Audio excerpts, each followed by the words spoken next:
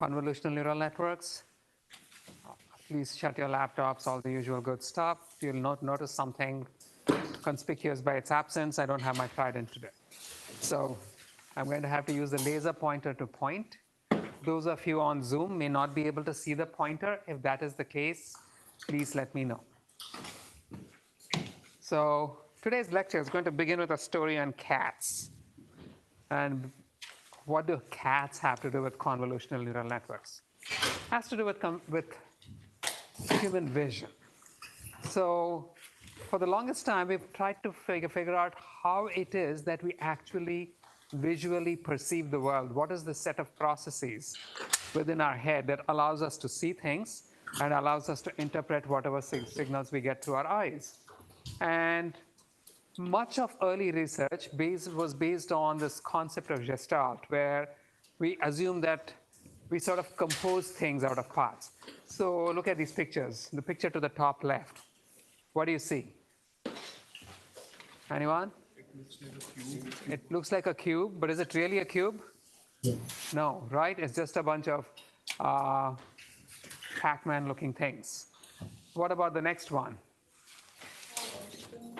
It's not really a dog, right? And my favorite one is the one to the extreme right. What do you see? A mine. You see how many of you see a sphere with spikes in it? All of you do, right? And there is no sphere. So what your brain did was to fill in things and imagine stuff that wasn't there. And believe it or not, pretty much all of your vision is essentially just you imagining things. Almost certainly none of what you think you saw was actually here. So, including me. Now, this sort of gives us an idea of how things, the bigger picture of how we perceive, but what's the cognitive process that goes on inside? Nobody really knew until these two guys, Hubel and Wiesel in 1959. And this is where cats come in.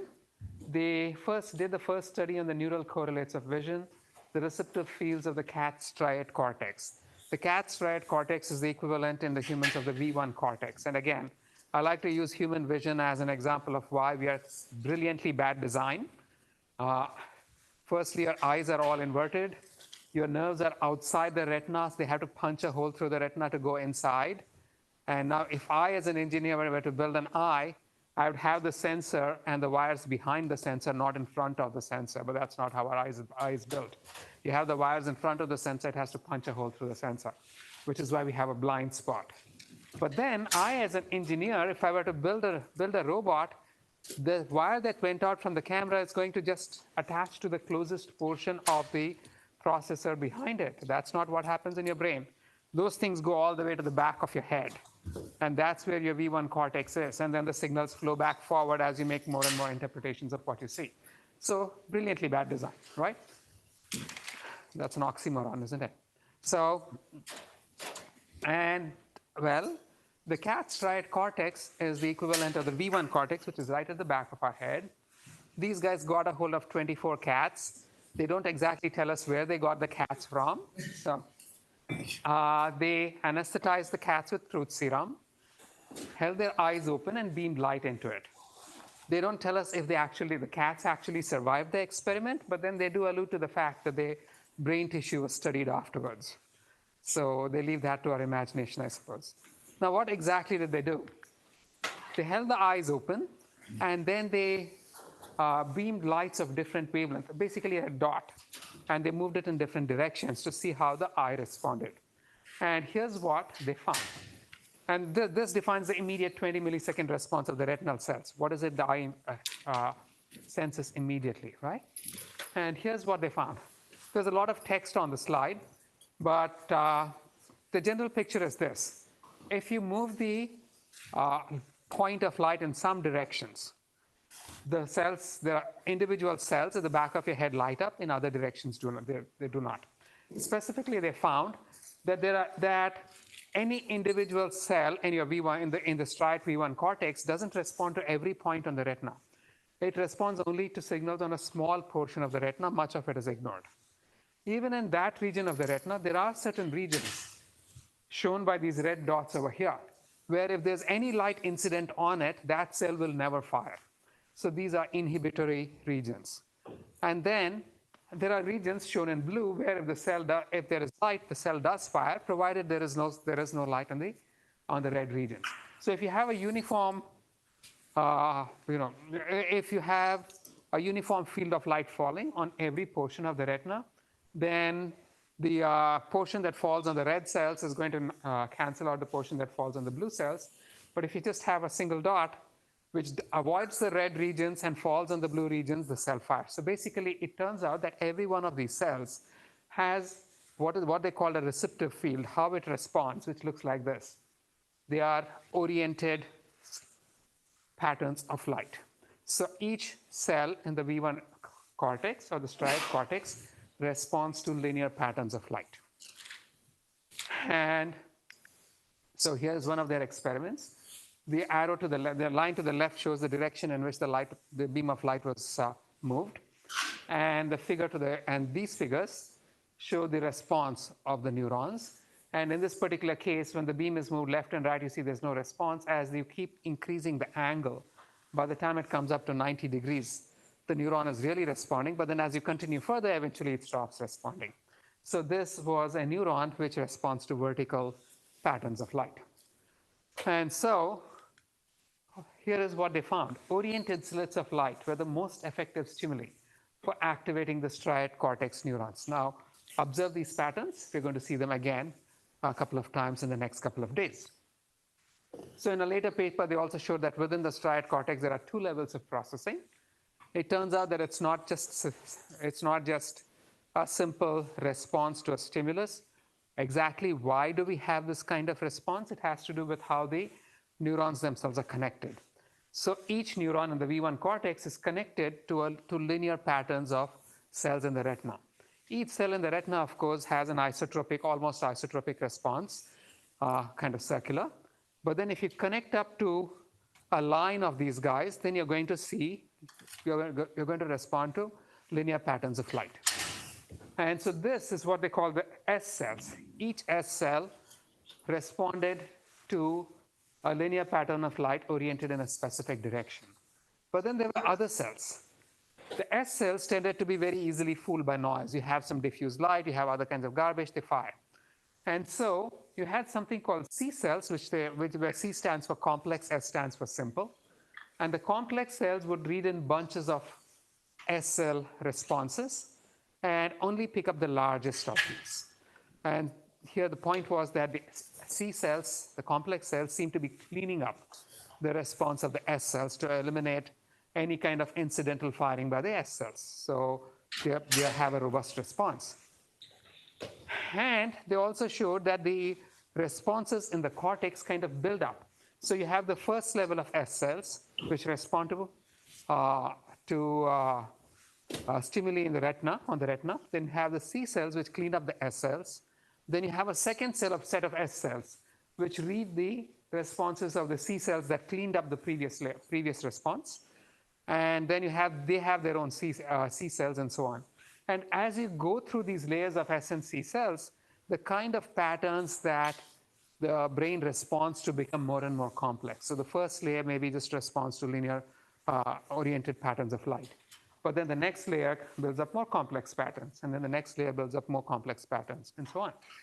So eventually, of course, they graduated from working with cats, which is bad enough, to working with monkeys. So I won't follow that line of research anymore. But then let's get back to computer science.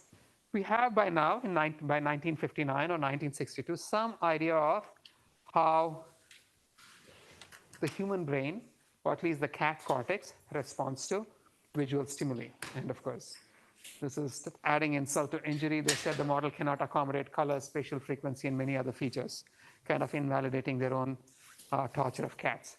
But first, there's a point.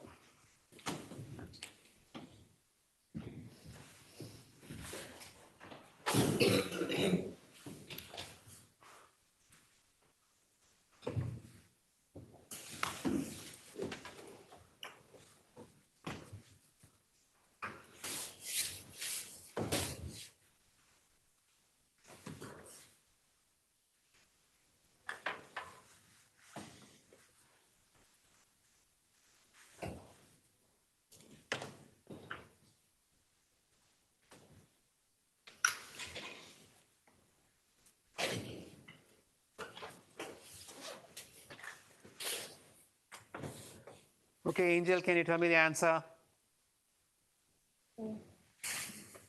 1, right. So the S cells find patterns and C cells clean them up. Easy enough, right? Now, fast forward 21 years, 1980, Kunihiko Fukushima. Now, this is Kunihiko Fukushima, but this was not Kunihiko Fukushima in 1980. I just found a picture of him at some point, taken at some point in his life on the web. Now, he tried to computationalize the Hubel and Wiesel model. And in doing so, he realized that the basic model, so this is now your first computational model of vision. But then Fukushima found that there's something missing in how they describe things. How many of you have heard of the Jennifer Aniston neuron? You have. Can you tell us what it is? I don't remember. Okay. So it turns out that some people have this thing called the Jennifer Aniston neuron. It's a neuron in their head that responds only to Jennifer Aniston. So people who have epilepsy, they tend to be fantastic subjects for cognitive neuroscientists because they have to get their heads opened and the lesions are treated. So they'd be lying there with their skull open in the hospital for a few days. And these guys come along, you know, easy subjects. They put a mesh of sensors on their head and show them various things and make them guinea pigs. And they found on one particular subject that there was a neuron that only fired anytime this person was shown a picture of Jennifer Aniston. There was a paper in Nature or Science about it. That's the famous Jennifer Aniston neuron. Now, there's nothing special about Jennifer Aniston. It's not as if, you know, she's such a special person that each of us has evolutionarily developed one specific neuron just to detect her. It's just that we have neurons dedicated to specific objects, specific people, the famous grandmother cell. We all, almost many of us have a grandmother cell in our head, which will respond anytime we see our grandma. Except they're going to respond regardless of where grandma is in the field of vision. It doesn't matter whether she's to the right or to the left or in the center. There is position invariance. And Hubel and Wiesel's model doesn't actually capture this positional invariance. So Fukushima came up with this model, which he called a neocognitron. The fact that it's called the neocognitron tells me that there must have been a previous model called the cognitron, but I have no idea what it was. I do know what the neocognitron is. It consisted of blocks, a sequence of blocks. Within each block, there were two subcomponents. One was a layer of what they call S cells, modeled after Hubel and Wiesel simple cells. And one was a layer of what they call C cells, modeled after Hubel and Wiesel's C cells. S cells respond to signals from the previous block, from the previous layer, because each block had a layer. And C cells, just like in the cat striate cortex, clean up the response of the S cells. And so here's how it is, the way it worked. Firstly, within, each block had one structure which they call the S, but the S itself consisted of several planes, each corresponding to one pattern that this block could detect. And so within each plane, you had many neurons arranged like so in a grid. And the specialty over here is that every one of these neurons responded in exactly the same way. So if you consider the very first block of this model, this very first block is going to be looking at the pictures. And here's grandma. And this block is going to, this cell over here may be looking here, this cell may be looking here, this cell may be looking here, and this cell looks at grandma, so it's going to fire. But then the point is, because all of them have the same response, it doesn't matter where grandma is in the picture, some cell in this plane is going to fire. And so you have several such planes, each one detecting a different pattern.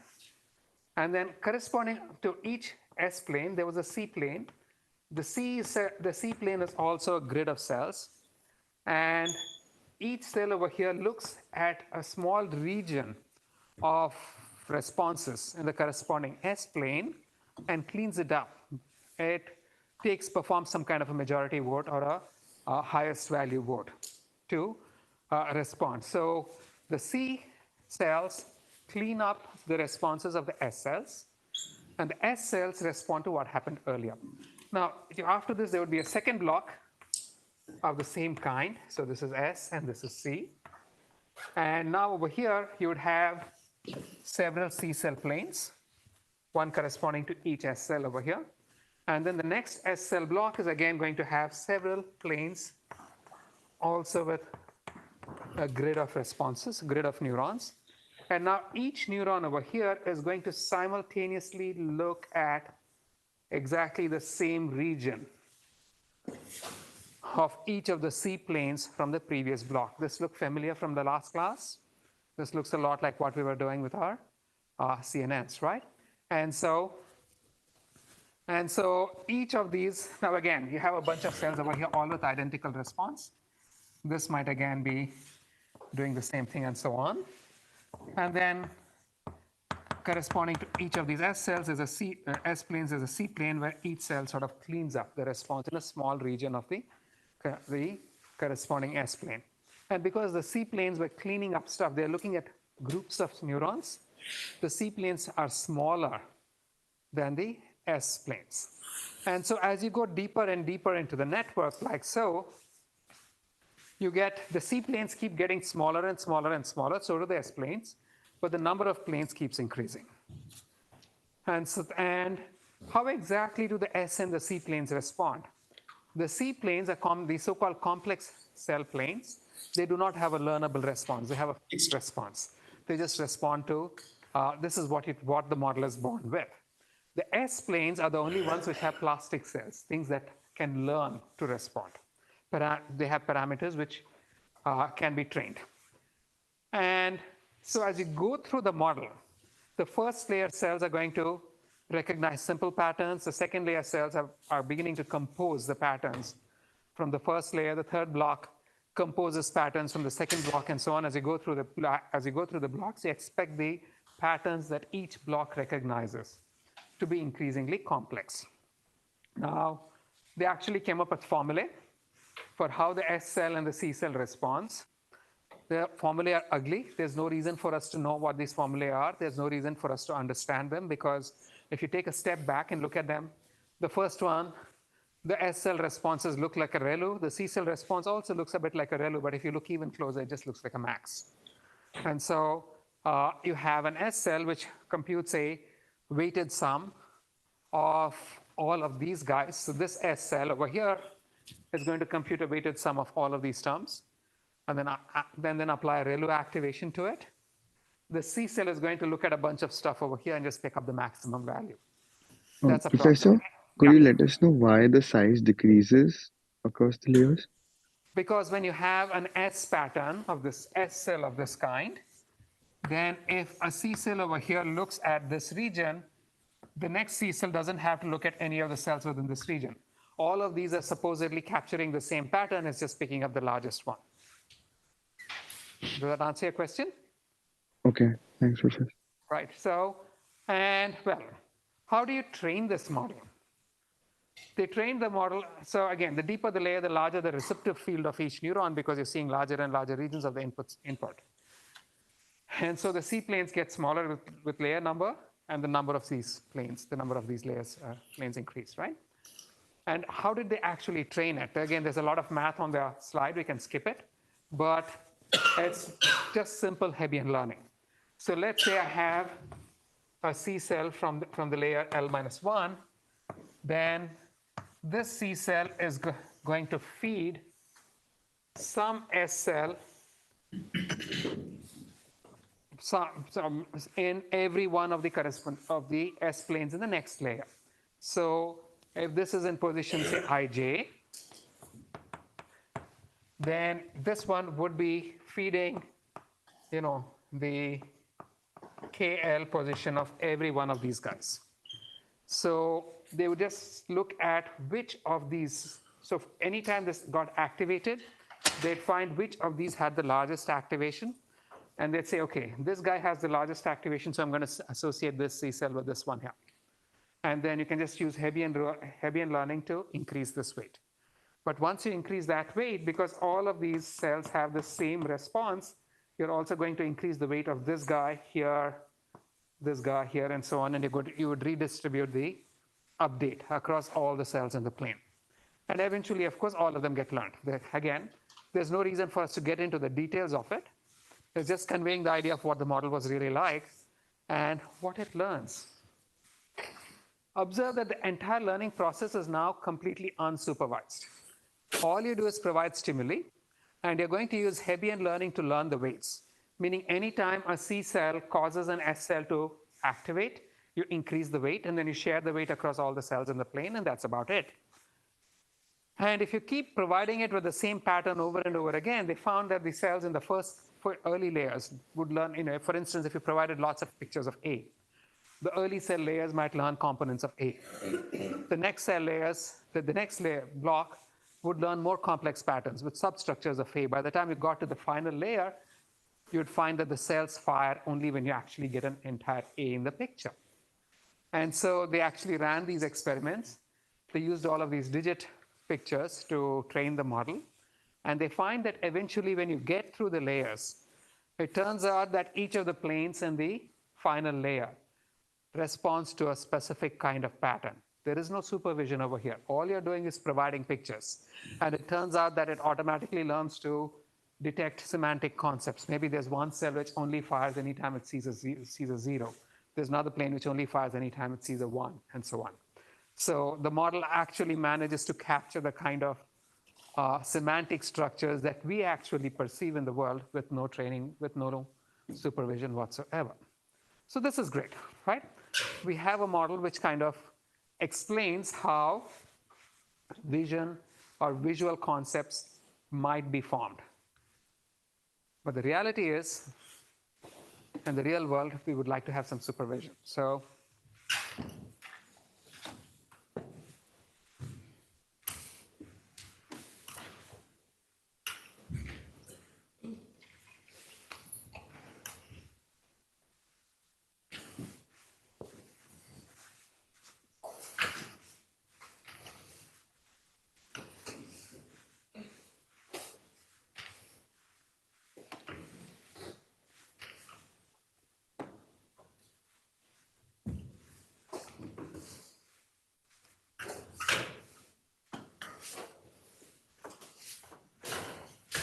okay, Theo, the first statement. I think it's true. You think it's true? How many of you think the first statement's true? Raise your hand, right? What about the second one? Also true. I could add supervision. So how would I add supervision to this? Anybody? How would I add supervision to this model? Set a label for the cluster. But then these are unsupervised guys, right? So what more do I need to do? Thank you. So I can just feed all of these into a classification neuron. One more layer, a softmax, out comes something. I have a label. I provide pictures. I provide inputs and the corresponding label, and then I can just train the network, right? And voila, you have a convolutional neural network. And so the neocognitron is fully unsupervised. Semantic labels were automatically learned. This was in the early 1980s. But then people began figuring that, we could probably add external supervision to it. And there was a lot of work on it. We had Homo Atlas and Marx in 1988. We had Kevin Lang's thesis in 1989 in CMU. So in fact, the earliest CNN models were from CMU. And these guys actually got an IEEE award for their work. But then, Jan LeCun, I think, did his work slightly after these guys. The difference between what Jan did and what these guys did was Atlas and Kevin worked on speech and Jan worked on images. So how do you add supervision? You just pass the final layer outputs through a softmax. You get a probabilistic outcome. You can compare that outcome to some target label. You get a divergence. You can back propagate this divergence, and you can learn all the parameters. Now remember, we are still using Fukushima's model, and Fukushima's model is still based on Hubel and Wiesel's 1959 model of mammalian vision, okay? So how exactly do you implement this? We're going to have the S-planes and the C-planes, except in the original model that Fukushima had, each of them had an elliptical receptive field. This is going to be hard computationally, so we will use square receptive fields. So each neuron is going to look at a square region of the plane behind it, right? So the receptive field of an S layer, S cells might be KL cross KL, of a C cell would be some, L, uppercase L, lowercase L, times the same value. Anyway, so the C cells, because of this behavior over here, that each C cell is looking at a bunch of S cells, and so you can think of these things as already having been dealt with. The next C cell is going to look at a region which doesn't quite overlap significantly with this region. And so the C planes keep getting smaller and smaller. So this is why the C planes were also thought of as performing downsampling of the input. Okay? And how exactly do they respond? The C cells, they have no learnable component. All they do is they pick the largest of the values that they look at. In the case of the S cells, first they compute an affine combination, an affine function of all of the inputs they're looking at. So this guy, for instance, might compute an affine function of all of these inputs. So that's the first affine value, and then an activation function is applied to it. The activation function is typically in LeCun's original work, it was a sigmoid. These days we'd use a ReLU, right? And also, now because this S cell has many elements, all of which have identical response, you don't need to actually create a network with so many identical neurons. Instead, you could have one neuron which just scans, which goes back to what we were discussing in the last class. Scanning, convolution is the same as scanning with an MLP, right? And so here was Yann LeCun's original work. This was in the late 80s, early 90s. The MNIST corpus was one of the big corpus of those days. This came from the US Postal Service. Back in the day, people actually wrote letters. They stuck them into actual envelopes. They wrote actual addresses on these envelopes, and they dropped them in actual post boxes. Are you familiar with any of these terms? No, right? The modern generation, you don't know what these things look like. But anyway, so, and the post office, which is an independent branch of the US government, by the way, that would get millions and millions of these letters every day, and somebody had to scan these things to find where it was supposed to go. And I don't know about you, but my handwriting is terrible. When I write a number down, I can't read it myself. And these poor fellows had to do it, and they were immensely accurate. But then they wanted to automate it. And so there was this project in the offing on trying to automatically recognize handwritten digits. And LeCun's network was one of the first to actually do such a good job that the Postal Service actually tried using it. So here's the demo that he put up back in the day, right? He called it LeNet because, it's LeCun, right? Now, so here's the story so far.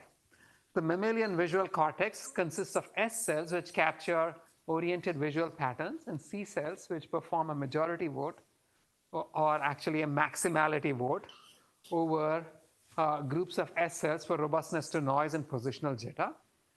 The neocognitron emulates this behavior with planar banks of S and C cells with identical response to enable position invariance. Only the S cell parameters are learned, the C cells are fixed.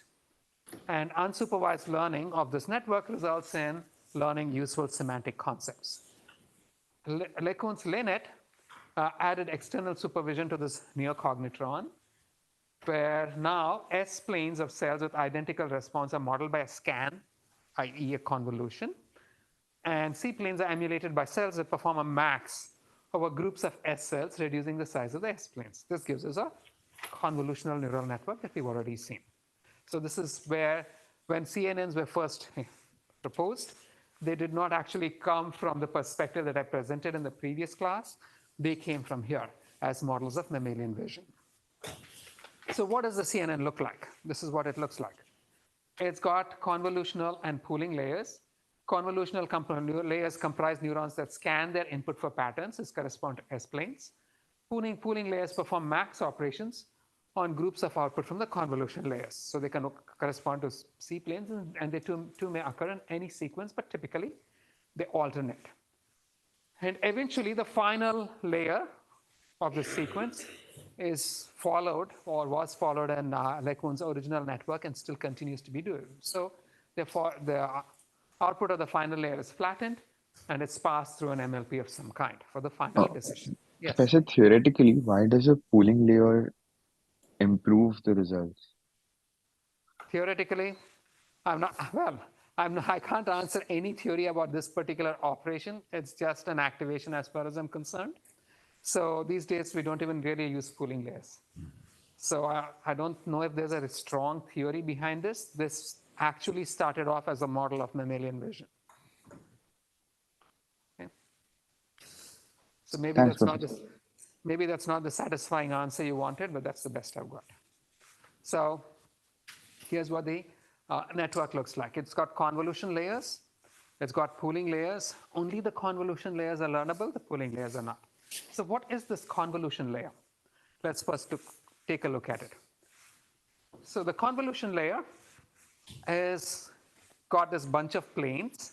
Each plane is basically obtained by scanning the previous inputs with a single neuron, as we saw. And so this neuron is simultaneously going to be looking at all of the planes in the previous layer, as we also visualized, right? So this neuron over here is going to be simultaneously looking at all of these guys.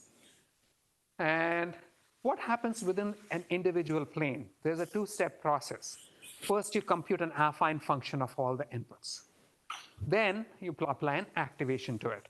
So each of those plane actually has two subcomponents. The first is an affine map obtained by convolution over the maps of the previous layer. And this is done using a learnable filter. And the next is the application of an activation function which applies pointwise to the output of the convolution. So the affine map is what the convolution produces, which is obtained by scanning the previous layer with a filter. And the activation map is obtained by applying something like a sigmoid or a ReLU or any other kind of activation pointwise to the output of the affine map. So here's what it would look like. All of the previous layer planes are going to contribute to the computation of the affine map. And each affine map produces the corresponding activation map. This clear? Any questions? Any questions? Right. So let's see how this works, okay? Let's actually look at the activation, how the convolution works. Now, again, observe that when I'm computing the convolution over here, I'm actually simultaneously looking at all of the maps of the previous layer. But to understand how it works, I'm going to focus on the contribution of just one map over here. So let's see how that brown map to the left would contribute to the activations in the map, affine map highlighted in yellow. So top left, right? So let's see what this would be like. So let's assume that brown activation, the brown map shown, which is one of the maps from the previous layer, is given by this green picture, right? And what we are trying to compute is the yellow map that it contributes to. Now, corresponding to that, there is going to be a filter. So let's say this guy is looking at a 3x3 region of these maps. So then the filter is going to have a 3x3 set of elements. In my example, all of the elements are binary because I stole this example from the web. And now, a filter, an affine map, has a bunch of weights. It also has a bias. Don't forget the bias. I'm just going to assume that the bias is 0 over here. So here's what it would look like. This green picture is the output map from the previous layer. The orange shows you the filter. And this white box to the right is the corresponding output affine map shown in yellow, right? And I'm showing you how it is computed. So I would place this filter over here on top of this image of the previous layer map starting at the top left corner. So the previous layer map has a bunch of values. The filter has a bunch of values. I'm going to perform a component-wise product of the filter values shown in red with the map values shown in black. And then I sum up the lot. And then I finally sum the bias. And that's going to give me a result. And that's going to be the result for the affine map at the top left corner of the output affine map. And then I can slide the filter forward one step at a time and repeat this operation at each location. And that is going to compute the final output affine map. This animation makes sense? I stole it, it better be good, right? So, Professor? yeah. Can you, just to continue the analogy from like the T cell and C cell. So whereas in the earlier model, the C cell operation on the S cells was deterministic, this is, I mean, now we have like a C cell that No, doesn't. this is an S cell. This is not a C cell. This is an S cell. Okay, right? So I've just shown you what happened so far before one of those, how one of the orange maps, brown maps, contributes to the yellow map. But then in reality, each affine map is computed by looking at all of the previous layer maps, right? So if this here represents the entire set of maps from the previous layer, then in order to compute any given output map, I'm going to have a filter where the filter has as many, I'm calling this planes, or I can call this channels, which is a common terminology, as the number of channels in the output layer, or in the output of the previous layer. So here, my previous layer has at least 3 channels. There's a triple dot showing you that there are more. So correspondingly, the filter, which I've figured is going to be looking at a 3 cross 3 region, is going to have one 3 cross 3 arrangement of weights for every channel of the previous layer. Basically, what we're saying is that there's going to be one 3 cross 3 for this one for this one for this one. That's what the picture to the right shows. And there's no requirement that all of these values are identical. As the color code shows, the numbers can all be different. And so I place the filter on the top left corner, like so. And now I'm going to perform a component-wise product over all of the colored numbers and then sum them up. And that's going to give me the top left corner of the output affine map. Then I would slide the filter one step forward, and that's going to give me the next position of the output affine map. And I can repeat this operation again and again to compute the entire output affine map. That makes sense to everyone? I spent a lot of time on this animation, so yes or no? We're going to use it, right? But this is one filter, and it's going to generate one output affine map. If I want to generate a second again, remember I have multiple of these guys over here, right? So what would I need to generate the second one? A completely different filter. And now I'm going to be scanning the inputs with the second filter to generate the second output map. And so I'm going to have as many filters as the number of output maps. And each filter is going to have as many channels as the number of input channels to this convolution, right? I can also view the entire thing differently. Instead of drawing all of these planes one on top of the other, I can stack them up in the form of a cube, in which case my filter is also going to be a cube. And so I can think of this entire operation as just placing this cube at the top left corner of the stacked arrangement of S-planes. And then the actual computation I'm performing is an inner product, which is to say, I take an element-wise product of all the values within the filter and the corresponding values of the channel in each plane. I do this for all the planes and sum over all of the planes, and that's going to give me one output. And then I can just slide my filter to generate my entire output. Does this make sense? The visualization? Any questions? Any questions? Okay. So this is what is really happening over here. Now, there are some little engineering aspects that you would have to worry about in doing this. The way I've pictured it, it would appear to you that there are going to be as many output. The size of the output is going to be the same as the size of the input, which is not the case. And that's because your filter has some spatial expanse. So here, When I place the filter to the top left, that filter is taking up 3 columns, right? I can only step to the right twice more before I fall off the edge of the input. So in general, if my input is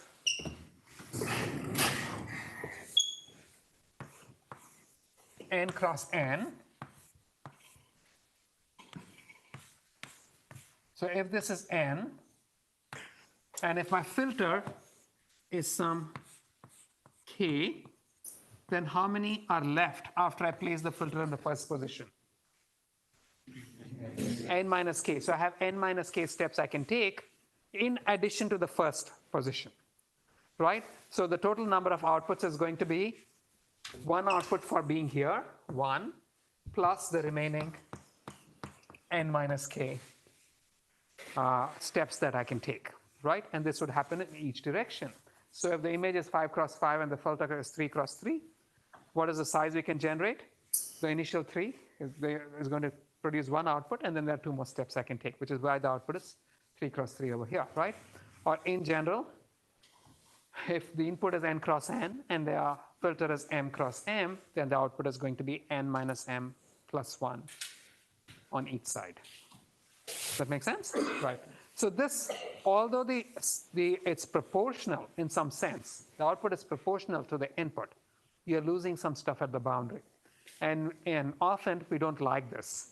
We want the output to be the same size as the input. If that's what you want, what would you do? You can just pad zeros, right? I can just put a bunch of zeros distributed symmetrically around the input.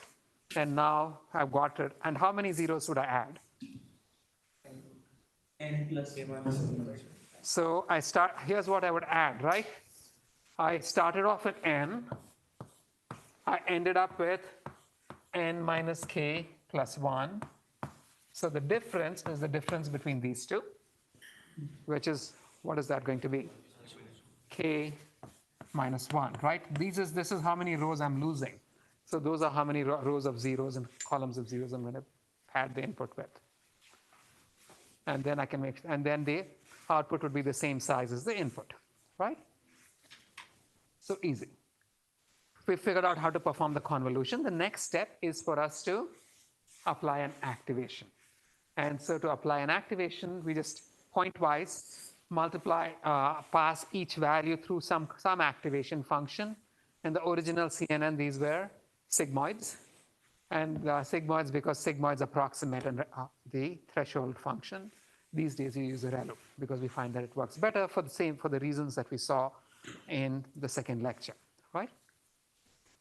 And I just have pseudocode. Let's get the pseudocode. So convolution summary. Convolution layers scan the input. Again, this pseudocode is exactly the same pseudocode that I showed you in the last class. We're just arriving at it from a different perspective, which is, as a model of mammalian vision. And that's where CNNs originally came from. So convolutional layers scan the input using a bank of filters. A filter is just a neuron in a scanning layer. Again, they call them filters, terminology. Each filter jointly scans the maps in the previous layer to produce an output affine map. And you get as many output affine maps as the number of filters. Then we may have to pad the edges of the input maps to ensure that the output maps are the same size as the input maps. If not, the convolution is going to lose some rows and columns. And the output of the convolution is finally put through an activation, which I've not mentioned on this summary, to get you the final activation map, right? There was another component to this model, pooling. Pooling was the same as the C cells, right? And now, again, remember that when we were computing the S planes, each S cell was looking at all of the planes, all of the maps in the previous layer. In the case of the C, that is not the case. So may I know your name there? You don't have your name tag? Oh, yeah. Do you want to go wash your face? Yeah, probably. Yes, please do. Right. Thank you. So he has his coffee, but still it's too early in the morning. It's still dark. Okay. So what are these pooling layers? in the pooling layers, remember, we mentioned this briefly in the last class. Each S cell is composing patterns from the sub-patterns seen by the previous layer. So it might say, I've got to put a little bit of a petal, a little bit of a sepal, a little bit of a stamen, and this is going to look like a part of a flower. But then, if the petal moves just by 1 pixel, it doesn't suddenly become a knot of flower, right? And so we want to introduce jitter invariance. And so what the pooling layer, which is the C cell, does is to look at regions of the input and just pick the largest value. So if that region had 3, 1, 4, and 6, the largest value is 6, so it's just going to output a 6. And now it's done with that block, so it's going to step forward. But then computationally, for our purpose, it's always convenient to think of these things as moving 1 step at a time. In practice, when we perform pooling, you'd be taking larger steps because you're done with a block, you're moving on to the next block. But I will explain why this, thinking of it in terms of blocks and strides greater than 1 can become a tedious thing, and why it's simpler to think of this as performing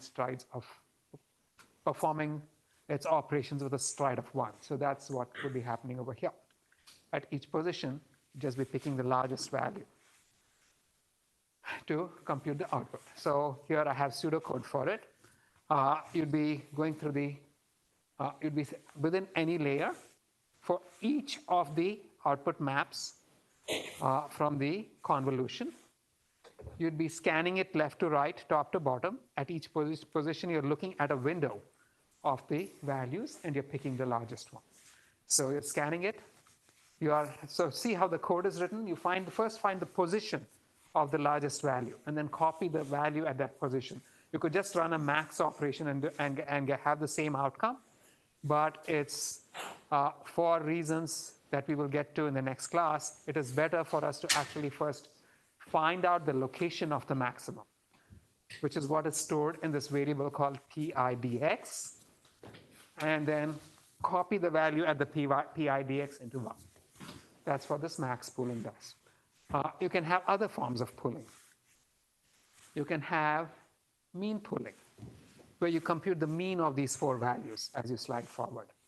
And so here, in this case, it's much simpler. You don't have to find the location of the maximum. You just compute the mean of all of the terms of the window that you're looking at.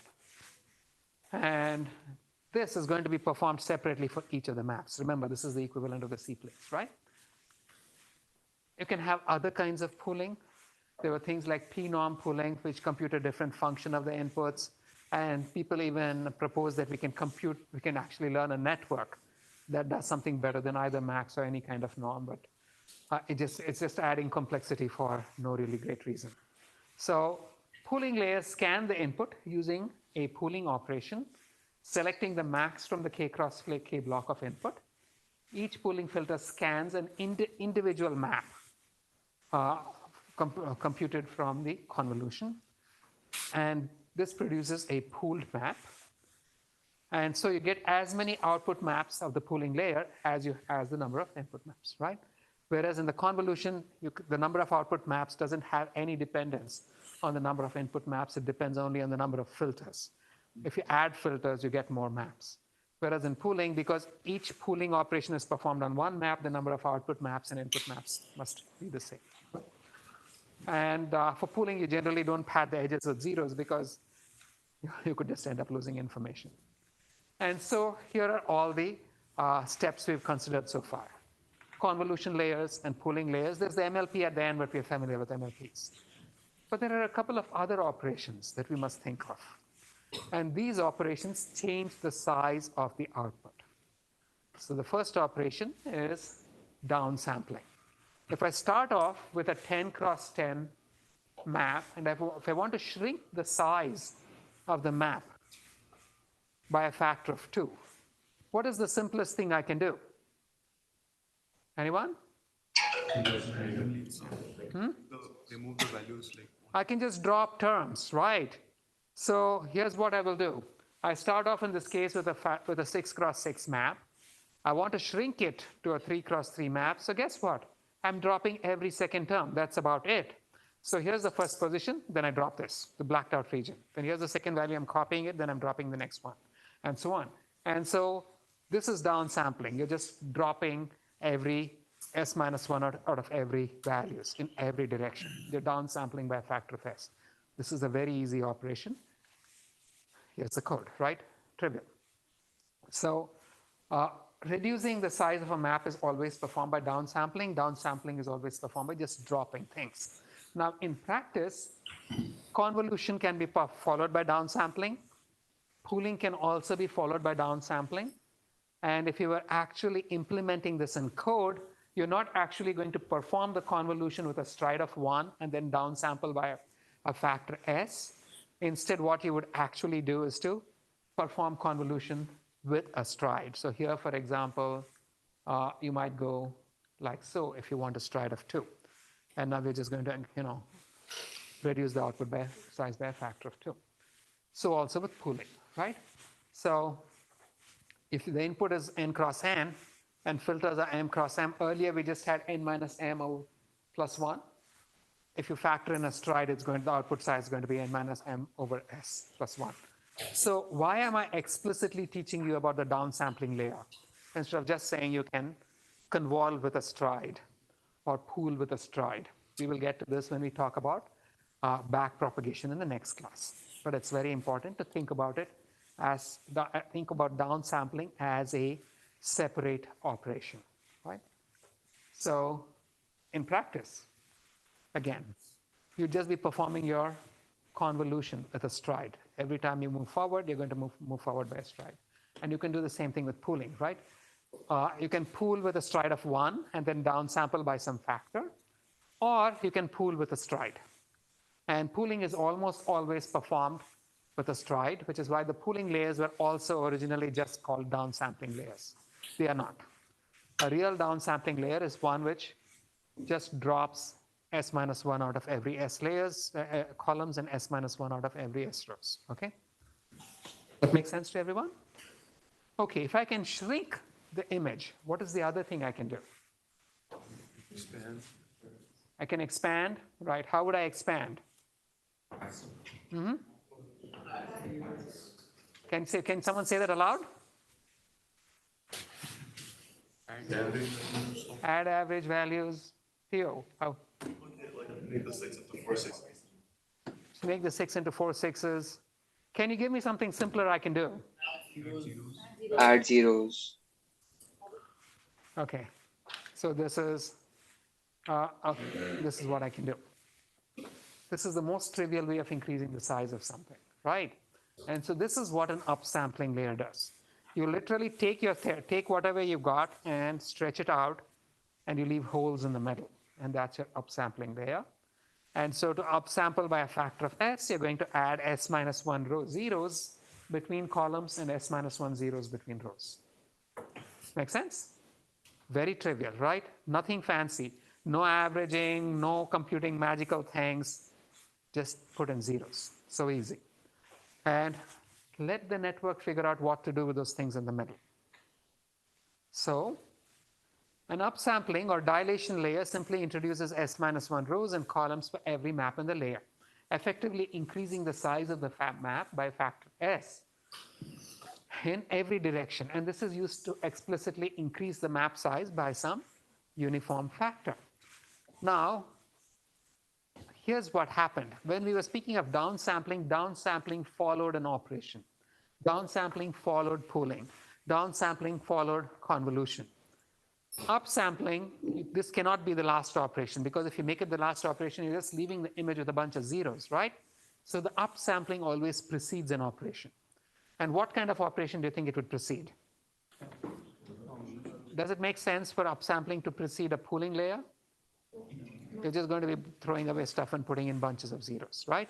And so upsampling is always followed by a convolution layer. And so therefore, it doesn't make any sense for this to be the final layer of a CNN. You're just introducing a bunch of zeros. What do you expect the convolution to do over here? You expect the convolution to figure out how to fill in those zeroed out values with something meaningful. You are not taking the responsibility yourself. The network will learn what is the best thing to do to fill those values with, right? So upsampling here, I can just initially allocate something which is the upsample size and then copy values over into the non-zero locations, right? So in terminology, very often they speak of upsampling followed by convolution as convolution with a fractional stride. So when I say convolution with a stride of 0.5, what this means is that first you increase the size by a factor of 2 by inserting zeros, and then you perform the convolution. Make sense to everybody? Questions? Okay. Are you often just doing the upsampling to like make the math nice, or do you actually like get more information when you apply the filter because it's only looking at like 1 pixel or whatever it is around your filter? So, okay, let me go back to a very important point that I missed. Thank you. So, and this is only indirectly related to what you just asked, but I will get to your answer, and maybe I'll spend a couple of minutes on this. What are the operations we just spoke of? Let's think of an input. Let's say I have a 100 cross 100 image, right? And then I perform some convolutions on it. So maybe I got, so I'm going to get 100 cross 100 over here, and 100 cross 100 over here, and 100 cross 100 over here. This is going to be the result of my convolution, right? One per filter. Is this going to be a lossy process? Am I losing information? No? Yes? In principle, it doesn't have to be, right? The number of values I'm outputting in this step is the same, at least the same as the number of inputs I've got. And so there doesn't need to be any loss of information, right? But then suppose I have a pooling layer, and the pooling layer has a stride of 10, just to be dramatic, right? This output is going to be 10 cross 10.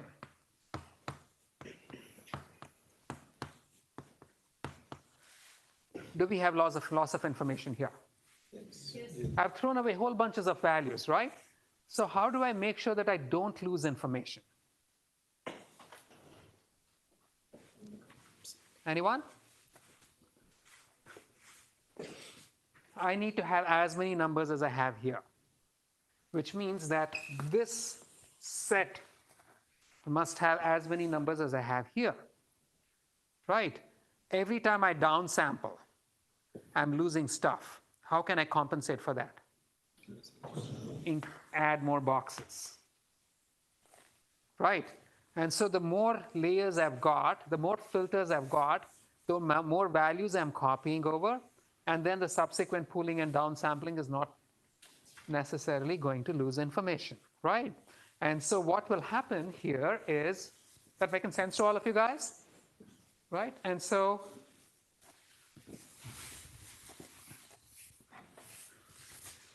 if I start off in your color image, we'll get to that. You are going to have an image of some kind, and typically if it's an RGB image, you'd have 3 images, 3 channels, right? And so after the first convolution and pooling, you're going to end up using still the cuboidal representation that I showed earlier. You're going to end up with something that's where the face is smaller. So how do I compensate for the face being smaller? Add depth, increase the number of channels, right? And so as I keep going through the layers, these things are going to get smaller and smaller in size, but then I'm going to be getting deeper and deeper so that I don't lose information. That make sense? But isn't pooling like inherently lossy because you're combining? Yes, but I'm compensating for it by adding more channels. But the network's just interpolating. Like you're not actually using that. So here's the thing. So when I'm losing some information over here. Yeah. I'm hoping that some of that information I'm lost ends up in this other guy. Okay. Right? And so by adding the number of channels, I maintain the ability to retain all the information because the total number of values that you've got at the end stays the same. If you didn't, you'd definitely lose information. Okay, that didn't answer your question, right? So what happens next? Suppose, now let's say I was building a network which starts off by analyzing pictures, and ends up, the outcome must also be a picture, but just modified. So does this look like a picture? This was 100 cross 100, maybe this is 5 cross 5, but then a whole bunch of channels. Does this look like a picture? It does not, right? So the next thing I would do is to make it 10 cross 10 by introducing, or whatever, by introducing a whole bunch of zeros.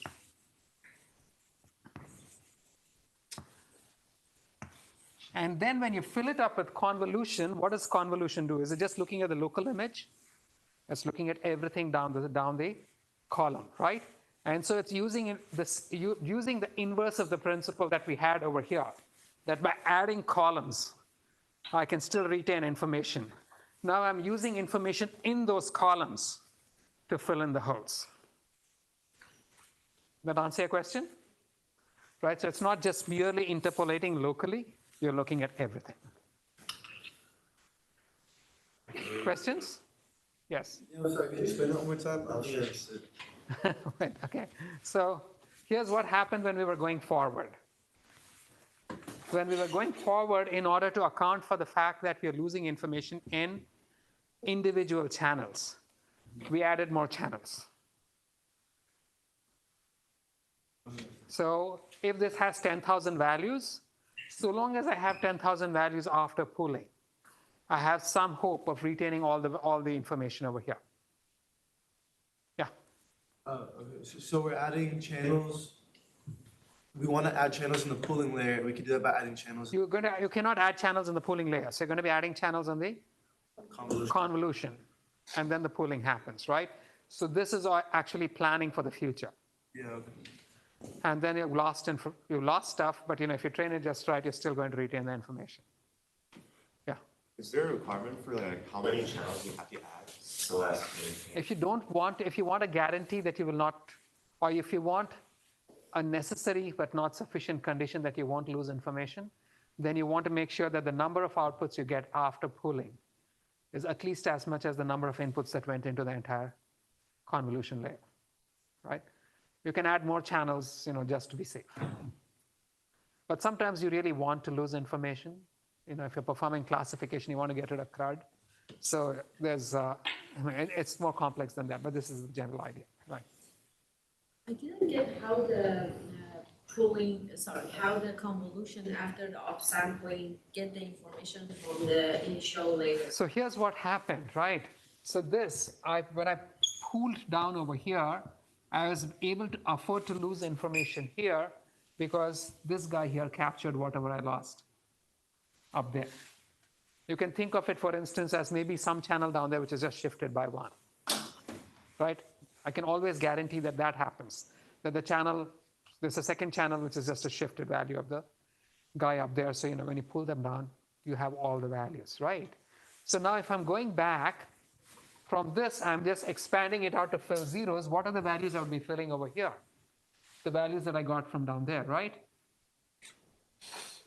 So to give you an idea, suppose I had something very naive, 1, 2, 3, 4, 5, 6, 7, 8, 9, 10, 11, 12, 13, 14, 15, 16.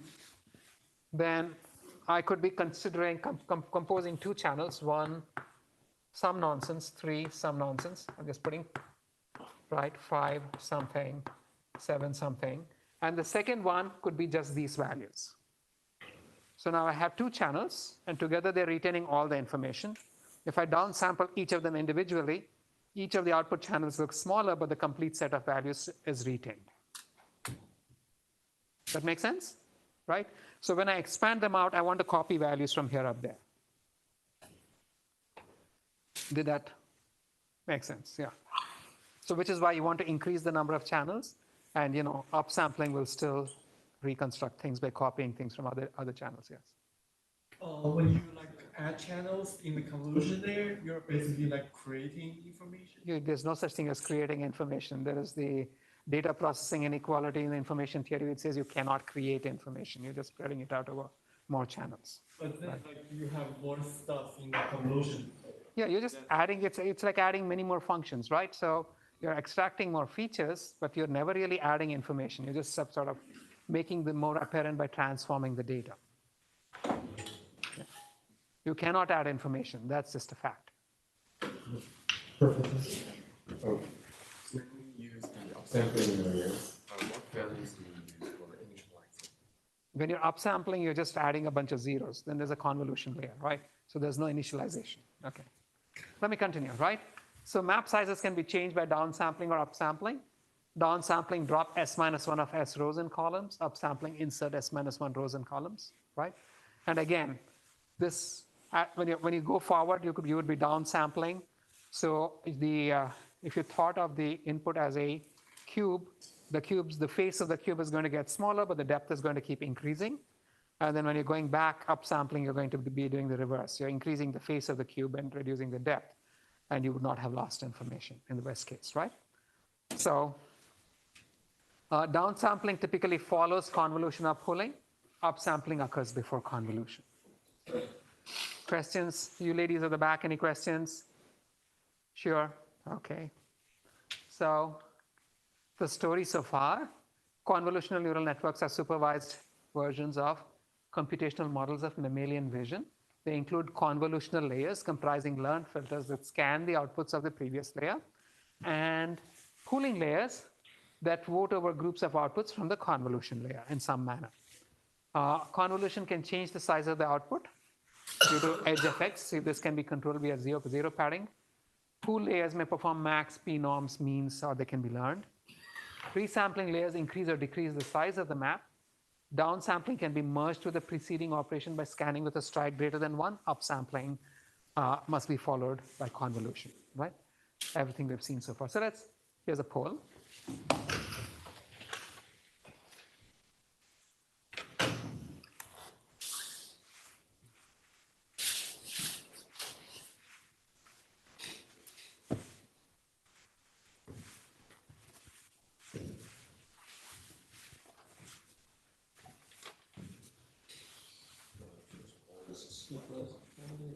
Is this not showing up? It should be multiple choice and it's selected. Okay, all right. So if we've set up the poll wrong, that's too bad. But somebody on Zoom, can you tell me which of the first 4 statements is true for question 1? On Zoom? Anyone on Zoom? The first one. The first one, upsampling by S introduces S-1 zeros between adjacent rows and columns. What about the second one? That's true. Is the second one true? Or upsampling layers followed by pooling layers? No. It's false. Are they followed by convolution layers? Yes. Can they be combined with convolution? Upsampling layers must be followed by convolution layers, right? Otherwise, you're just going to be left with a bunch of zeros. And then upsampling layers can be combined with convolution or pooling layers before them into a single operation with a fractional stride. That's the terminology. They just call it operations with a fractional stride, but not with the stuff before them, is the stuff after them, right? So what about the downsampling layers? Downsampling by S replaces every S row and column with zeros. Is that true? False, right? So what about the next statement? Downsampling by S deletes S-1 consecutive rows and columns. True, right? They're usually merged with convolution or pooling layers after them. True or false? True or false? Guys, everybody say, just shout your answer out loud. Okay, I'm expecting everyone to say something. If I hear chaos, I've lost you. If all of you are giving the same wrong answer, I'm happy. If all of you are give me the same right answer, I'm happier still. Okay, go ahead. 1, 2, 3. True or false? Okay, we heard noise, right? They are not merged with the layers after them. This is downsampling, right? Downsampling is merged with the layer before it. It's about the operation with a stride. Correct. So, questions? No. Okay, let me continue, right?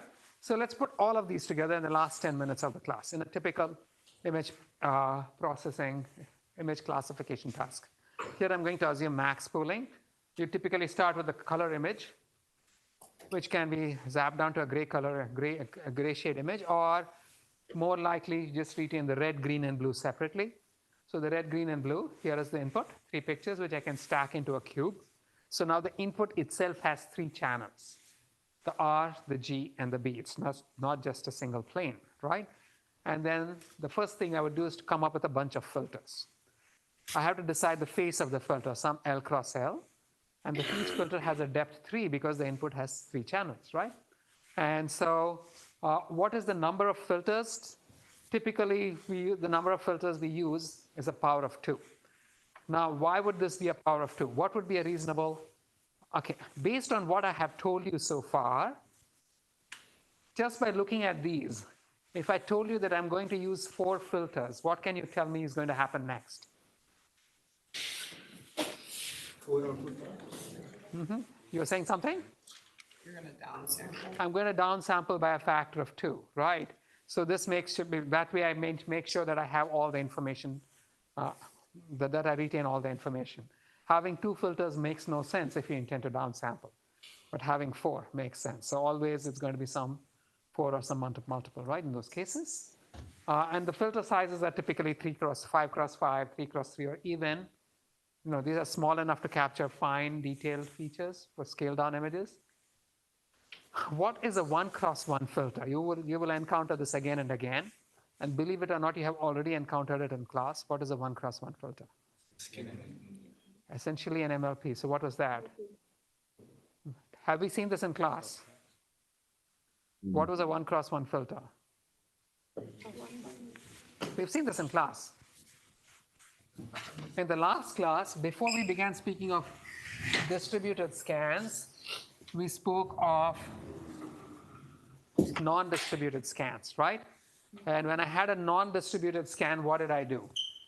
Each neuron produced a map, and the next layer neuron looked at only one neuron from each of these maps. Remember?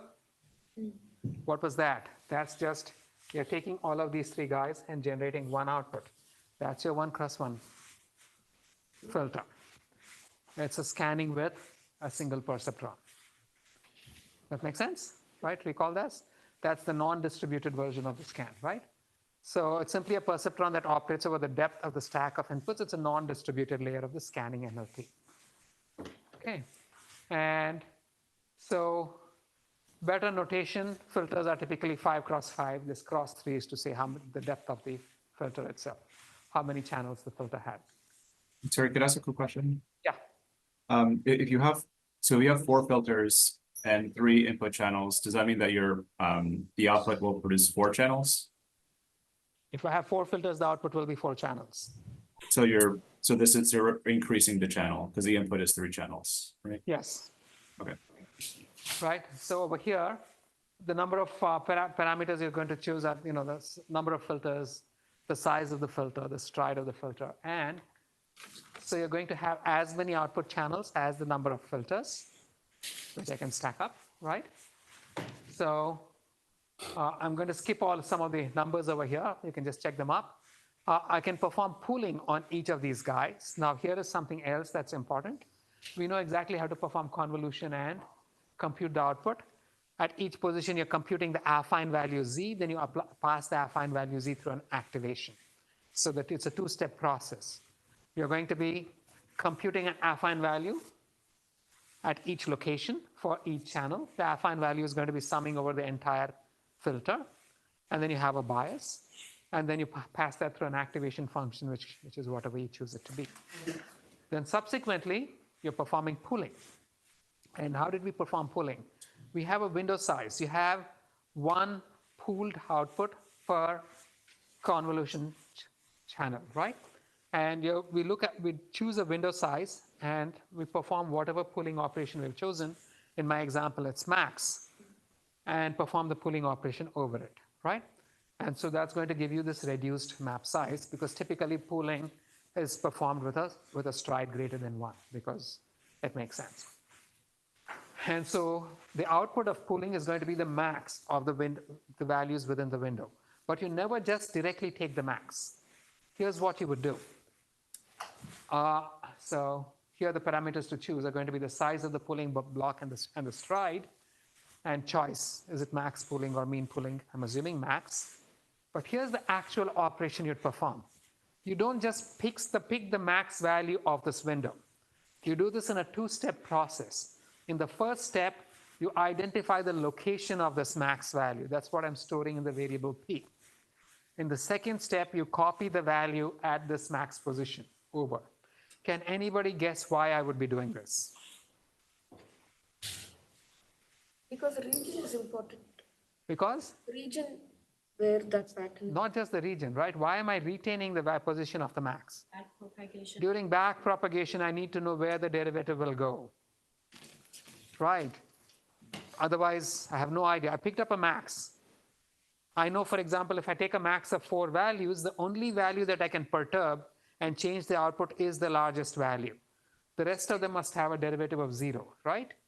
And if I don't retain information about where I got the max value from, then I cannot pass the derivative backwards. And so that's going to give me some kind of an output. And a jargon, the filters are often called kernels. The number of individual filters is basically the number of planes, which you often call channels. And so the number of filters is the number of output channels. The number of planes that you're working on, the filters work on are the number of input channels. And then you'd have a second layer of convolution with its own bunch of filters, which would generate a bunch of output channels, its own pooling, and the parameters you must choose for it, its own pooling, and so on. And then finally, an MLP. So this is what the entire operation is going to look like, right? So each convolution layer with stride 1 typically maintains the size of the image if you have 0 padding. If you don't have 0 padding, you lose a little at the edges. Each convolution layer will usually increase the number of maps, the number of channels. And the reason for this is that you're going to lose information otherwise if you have any kind of pooling with downsampling, right? Each pooling layer with stride D decreases the size of the maps by a factor of D on each side, and filters within a layer are all typically the same size, right? Although the size of the filters may vary from layer to layer. And in general, the number of convolutional filters is going to increase from layer to layer for the reason that I just mentioned, okay? So the parameters to choose would be the number of filters, the size of the filters, the kind of pooling, and so on. So all that is fine. Now here's a question I'm asking all of you. What is the relationship between the number of channels in the output of a convolution layer and the number of neurons in the corresponding scanning MLP? Anybody want to answer this? They are the same. They are the same thing, right? So they are the same. And we had this digit classification example that we saw earlier. But before that, so what we will look at next week, by the way, guys, our classes next week are going to be on Zoom. I will not be in town. So I will not be in town for the rest of for all of October. So all classes in October will be over Zoom. So here's how we're going to perform training. It's just as in the case of a regular MLP. The only difference is in the shared parameter structure of the network. So you'd have examples of data, images, and their class labels. In the forward pass, you're going to pass the data through the network until they get to the MLP, and then you have the output of the MLP. And then you're going to compute derivatives at the output. You're going to compute a divergence at the output, and the divergence is going to be propagated backwards. And the derivatives of the divergence are going to be propagated backward. As they go back through the convolution layers, you're going to keep track of this business of shared parameters to make sure that any update at one location reflects to updates at all locations. So you would do this by simply updating the filters directly. So we'll go through all the rules of all of this, how back propagation is performed in the next week. Any questions? Questions? No? Thank you.